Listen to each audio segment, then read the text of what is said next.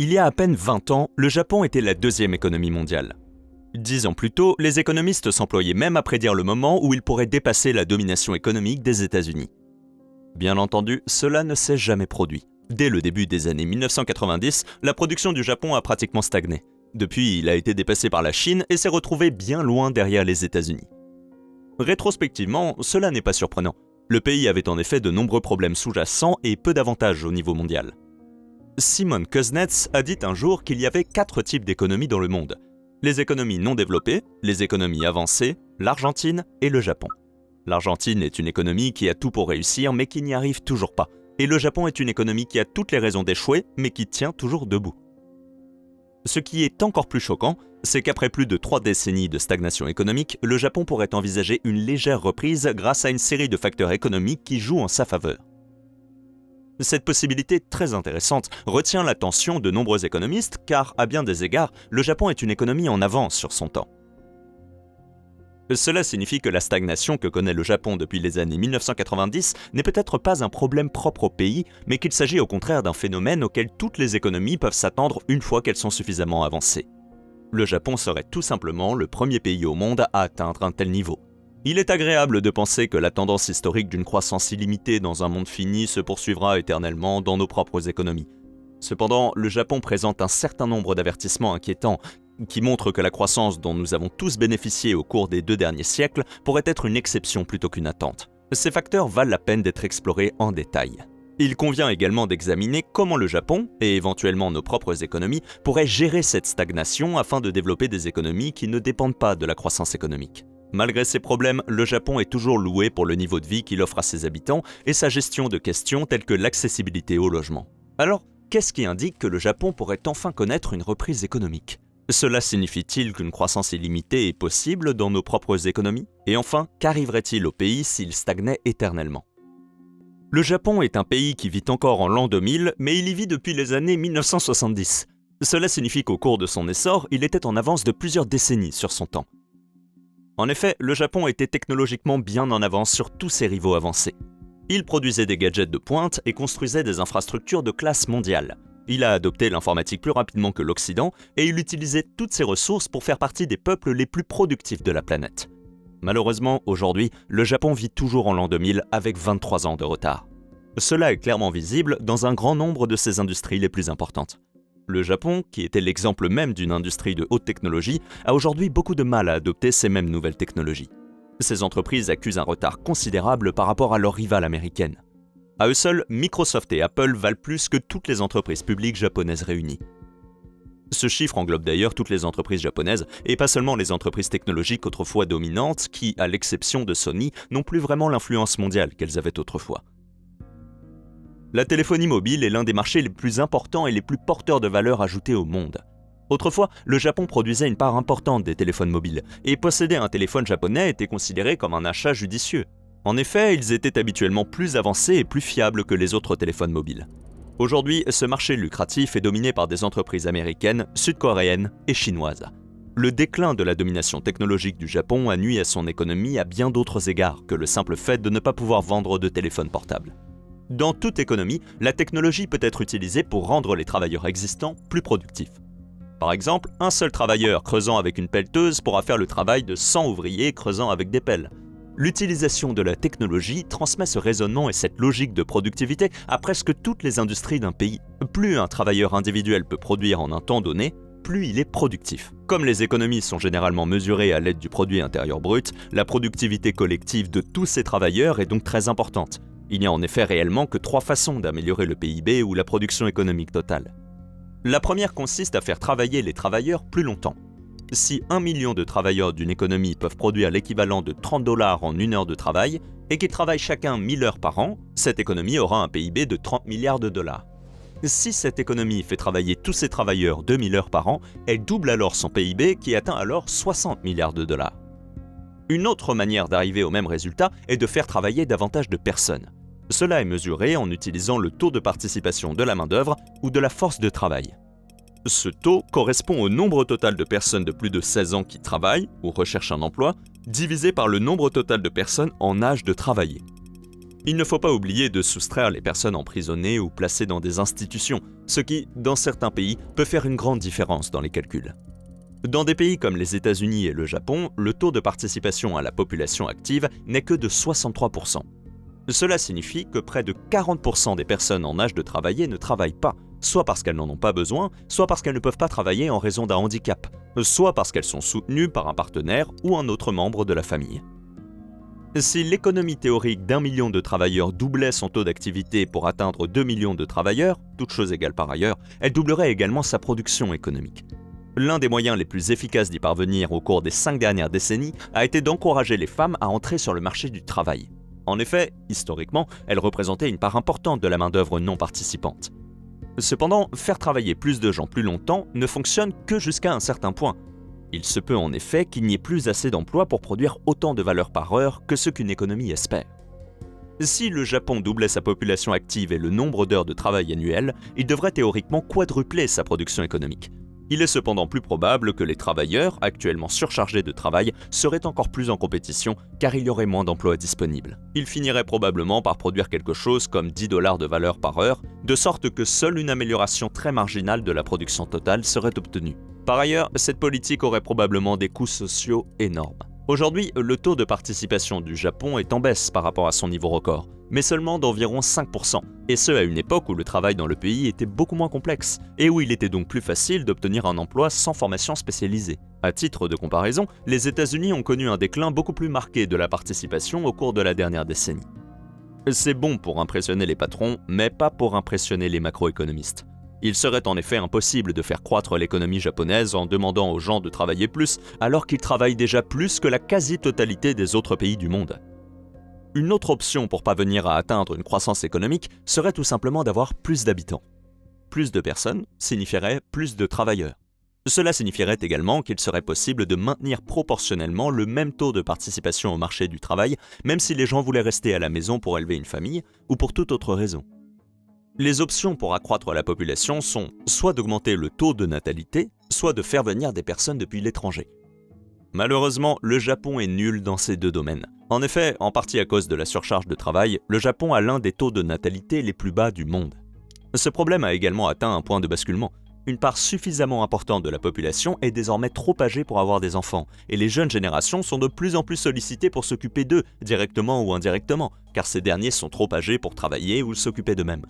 Cela laisse donc moins de temps et de ressources aux nouvelles générations pour élever une jeune famille.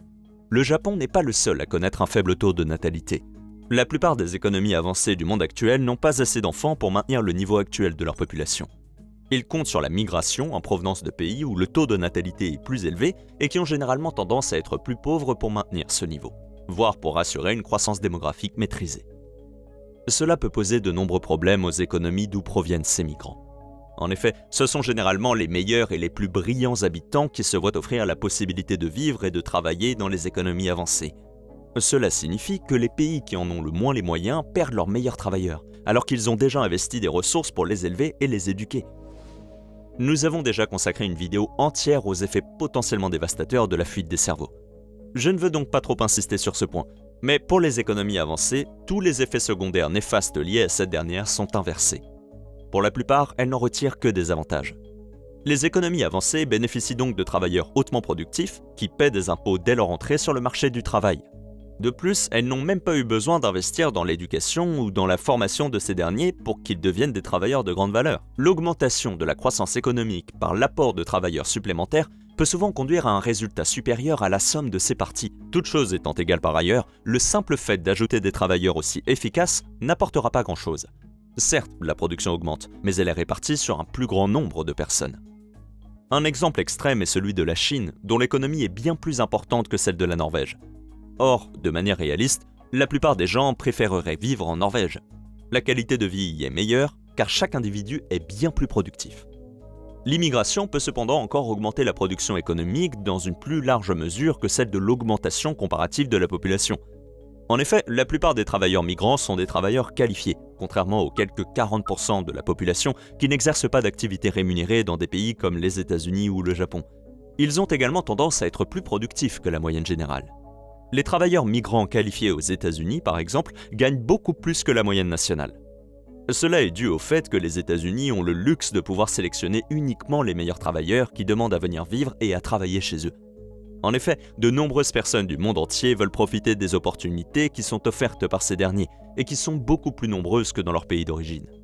La demande est donc très forte. Si le Japon était en mesure d'attirer une migration qualifiée au même rythme et de la même qualité que les États-Unis, il résoudrait très probablement sa stagnation économique en l'espace d'une décennie. Mais le Japon s'est montré incroyablement réfractaire à cette stratégie, et la vraie question est de savoir pourquoi. Le japonais n'est pas une deuxième langue très répandue.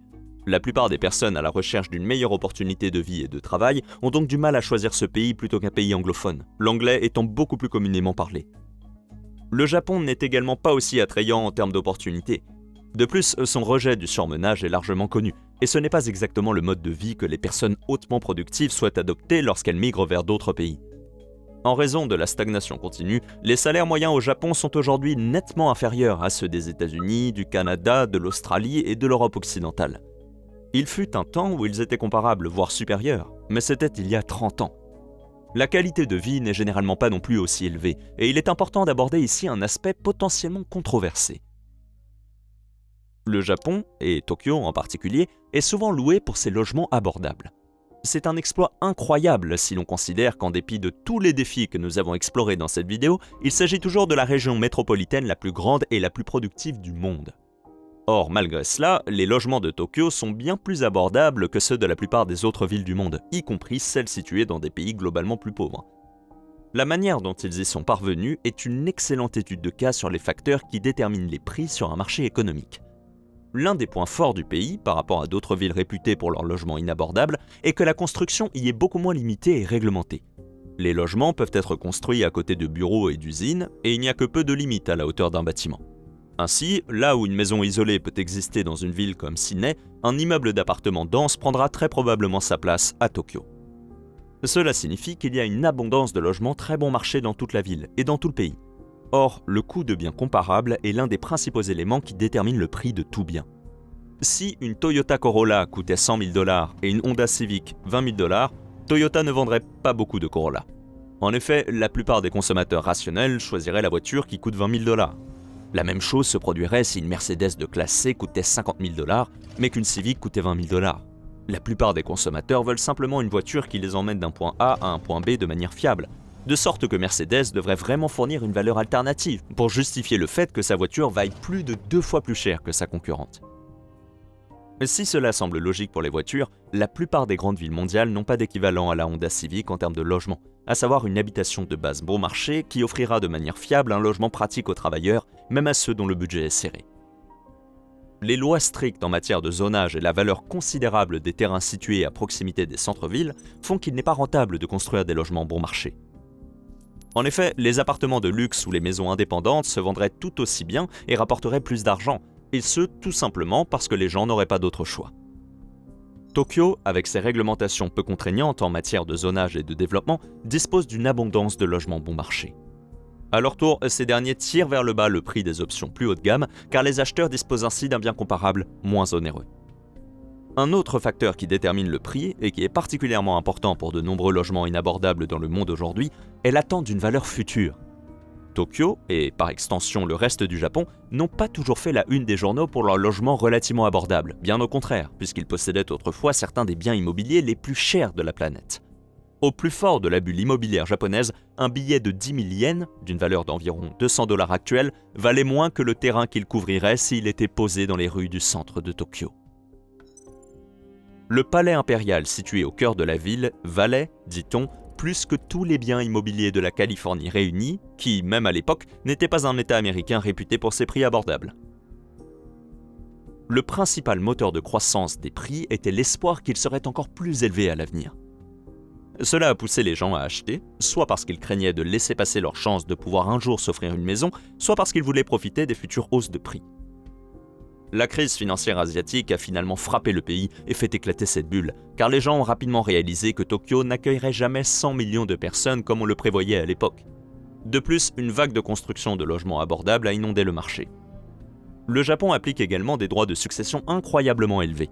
Dès lors que la valeur de succession transmise dépasse l'équivalent d'environ $500 000, le gouvernement taxe à hauteur de 55%.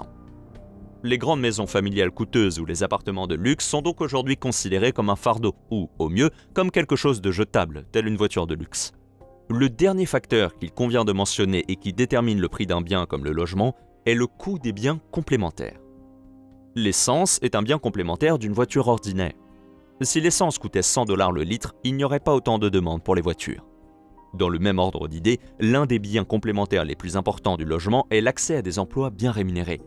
Si les travailleurs d'une région donnée gagnent beaucoup plus que partout ailleurs dans le monde, la demande de logement dans cette région sera naturellement plus élevée, et les personnes ayant des revenus plus élevés pourront s'offrir des maisons qui valent plus cher. Aujourd'hui, si les logements japonais sont bon marché, c'est en grande partie parce que les salaires stagnent depuis 3 décennies. Il s'agit là d'un très long aparté, mais il faut reconnaître qu'en ce qui concerne l'attraction de migrants qualifiés au Japon pour essayer de stimuler sa production économique, un logement abordable peut sembler être un grand avantage à première vue. Or, la raison pour laquelle ce logement est si bon marché et qu'il est minuscule est totalement dépourvue des luxes dont la plupart des gens jouissent, même dans les économies en développement à travers le monde. Un migrant qualifié à la recherche d'un nouvel endroit où s'installer pourrait s'établir dans une ville où il gagnerait plus, vivrait dans une belle grande maison et se constituerait un patrimoine pour lui-même et les générations futures. Ou bien, il pourrait vivre au Japon, où il devrait travailler 80 heures par semaine, vivre dans une petite maison construite là où il y a de la place, et savoir que la majeure partie de ce pourquoi il a travaillé ne parviendra même pas à ses enfants.